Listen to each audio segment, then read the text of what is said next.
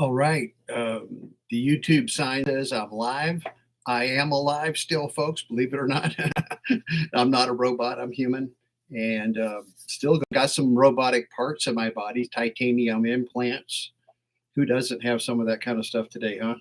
Implants going to be the rage, having the computer implanted, the chip implanted into your body somehow, so you won't even have to have a phone anymore.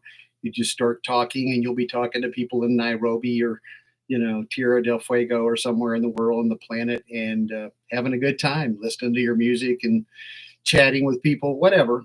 I just want to talk today about a few things. Super Bowl coming up now. Look, I'm not into football, folks. I want you to know I was a lifelong sports fan, but when I quit watching television, around 7, 8 years ago, I just decided sports was going to go with it. I just wasn't going to watch TV anymore. And I don't really miss watching sports. Part of it is I feel like when I watch sports, I get involved too much with one team emotionally, and then I give up my power to that team. Whatever that team does, there goes my emotion. If they play poorly and they lose, I'm upset or I'm disappointed. And I don't like letting my emotions be, hung out to dry that way with something like a sporting event, a spectator sport. Now, my days of playing are long over because I got a bad back and my body arthritis. But playing football is one of the most fun, exciting times I ever had, athletically speaking. Anyway, baseball, great. Basketball, I love. They're all fun. I never played hockey or anything much beyond those three major sports, but I enjoyed playing as a player way more than being a spectator. But the thing with the Kansas City Chiefs is they're a very good defensive team, I suppose. I haven't really watched them play all year or anything like that 'cause I don't watch football. But I have a little interest in it just because my family is so involved with it and it's real important to them. So I talk to them about it a little bit and try to talk intelligently. And the 49ers look like really good. They're a powerful team to come back the way they did today against the Lions, being down at half. I guess they were like, we got them where we want them mentality. And they came out, they just put it to the Lions. The Lions turned into pussycats, but oh well, that's football. So I guess I'll take a pick that Kansas City Chiefs will beat the 49ers again. At least I'm hoping that's how it turns out. I don't know about your wishes or desires, but let's go on to the Oscars. I saw the Oscar nominations. I thought Ferrari, it was terrible. They got shut out. I didn't see Ferrari getting too many nominations. I thought it was a superb film. Asteroid City I didn't know if it got anything, but it didn't look like it got much. And that was another overlooked film. I thought those were both really good movies. It should have gotten some nominations. There was some on there I didn't think should have been. But that's always the case. We all have our opinions because it's very subjective. And in the end, I think Oppenheimer's going to win most of the big awards. It was definitely was a really great film, perhaps the best film of the year. There were some other really good ones too. But I'll have an Oscar live feed coming up in a while. We'll talk more about that as it gets closer to the Academy Award show. Now I want to plug on this channel, which is small in terms of my viewership, almost approaching 300 viewers now, or not say viewers, subscribers. But on my other channel over there, Normalcy, and I plug that every time just to let anybody out there know that doesn't know about it. Normalcy is my new channel and newer channel, I should say. It's been out about a year and a half and just went over 13,000 subscribers on that one. So it's doing really well. A lot of my viewership comes from the other side of the planet, Asia, India, and a lot of some of the Asian countries over there, and even getting a little bit into Russia and whatnot. So interesting that I have viewers watching, but mostly I think what it is, they like the video clips that I post. I do a lot of shorties, video clips, 30-second or less movies. And oh, there's my better half here trying to come into the feed here. You can see her. She's a lovely lady. I live here with her. We're married and we're very happy together. So, but she doesn't really like being on YouTube too much. So I'm just going to give a plug here for Captain Beefheart and his magic band. And I would like to see them inducted into the Rock and Roll Hall of Fame someday. I think they're very deserving. They weren't a big commercial band necessarily. They did have some album sales, definitely enough to get repeated contracts with different record companies and with touring. But Captain Beefheart pulled out of the whole thing in the 80s and just decided to devote himself more to his art. And the very rare but occasional talk show appearance like on David Letterman is a great one. You can watch that on YouTube somewhere.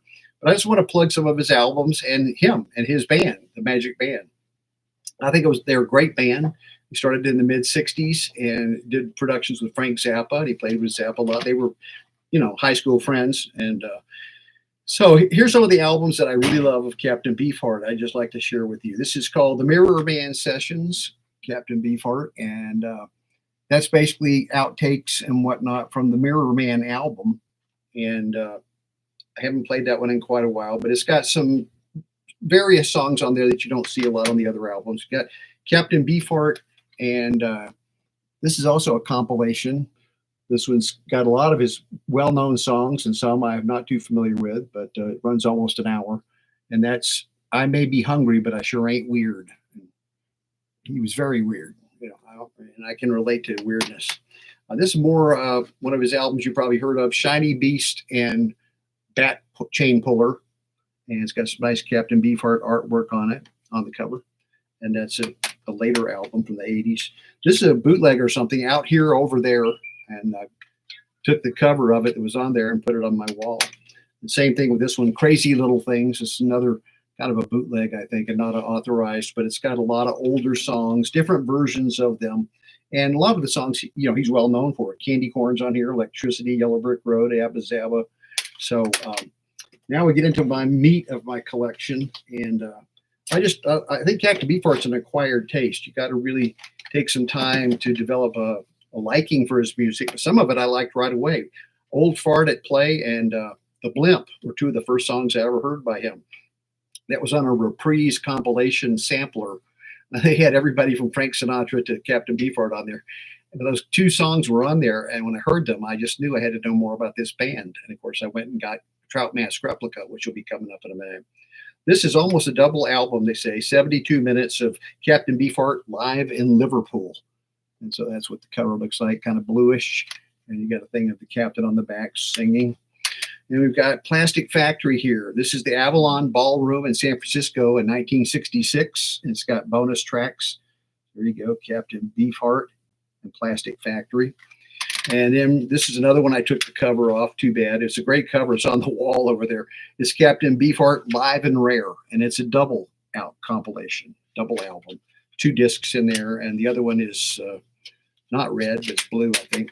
Anyway, let's move on. Amazing Sounds, Captain Beefheart and the Magic Band, Dichotomy. This has got 11 tracks. No, it's got 23 tracks. And this is a lot of songs on there I'm not as familiar with, although Sticks and Stones is on there. And Ella Guru, that's from Trout Mask Replica. And Tupelo, Mississippi, that's a song I've never heard. So I'm going to have to go back and play this again. I probably only played it a few times. These other albums I've played much more, Spotlight Kid and Clear Spot. And there you see Don Van Vliet, Captain Beefheart, looking almost like a guy down from Mexico or something, maybe a singer or entertainer. She is a singer, entertainer. What am I saying? Captain Beefheart and Ice Cream for Crow. That's an 80s album. It's a pretty intense album. It's dense. It's serious. He's got 12 tracks here. And again, this one I'm going to have to go back and play again myself. It's been some time since I played some of these. Doc at the Radar Station. Some more Captain Beefheart artwork on the cover. It's a good one. And then this one, Electricity. I put the cover on the wall, but this got Captain Beefheart's head with electrical bolts shooting out of it. And this is a really good album. It's a good one. It's kind of a bootleg also, compilation.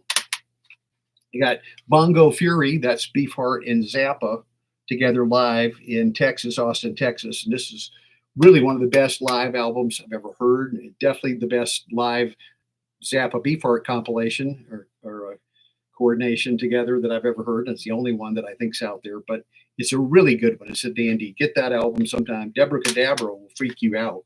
The first track, and the whole album's great. Unconditionally Guaranteed, Captain Beefheart. This is an official studio album they released, one of the early ones. It's good. This is more accessible music to a lot of people. That Trout Mask Replica, one of my favorite albums all time. I just love this album. It's not a very harmonic, musically pleasing album. It's dissonant. It's sort of harsh, jangly. You've got some weird syncopated type, strange rhythms and motifs being played out here. And the lyrics are fantastic. There's the captain. And the lyric, it's got 24, is it 27? I don't know. A lot of tracks. But it's a classic album from 1969. I recommend that highly, checking that one out. And then we've got Safe as Milk. Safe as Milk's probably the one that most people are familiar with. That's an earlier one. I think it was their first one. And it's very, very commercial. For Beefheart, I should say. Not really a commercial album per se, but in the Beefheart canon of all these albums I've showed you, this is the most commercial sounding, I think, and it's awfully good. It really holds up pretty well today. Strictly Personal, very similar. It's an album they put out, but it holds up well. It's got a similar style, a little bit more conventional playing, you might say. And then I'll wrap it here with the Captain Beefheart classic interviews. I got this one in a Captain Beefheart package, but honestly, it's hard to understand his voice. He mumbles a lot, and it's not very clear for my ears to understand. And this is The World of Captain Beefheart, and that's just a tribute album done by a couple artists here, Nona Hendrix and Gary Lucas. So that's it. That's all I got for you. It's my plug for Captain Beefheart and his Magic Band. I have a book here I'd like to show you quickly about him too. And here we go. It's the revised edition, the biography by Mike Barnes, and it's called Captain Beefheart. My fingers, you can see there. And this is good reading. I've read a lot of it, but not all of it. And parts that I've read are just really intriguing. It fills you in a lot on the captain and how he got started. Don Van Vliet, of course, his real name.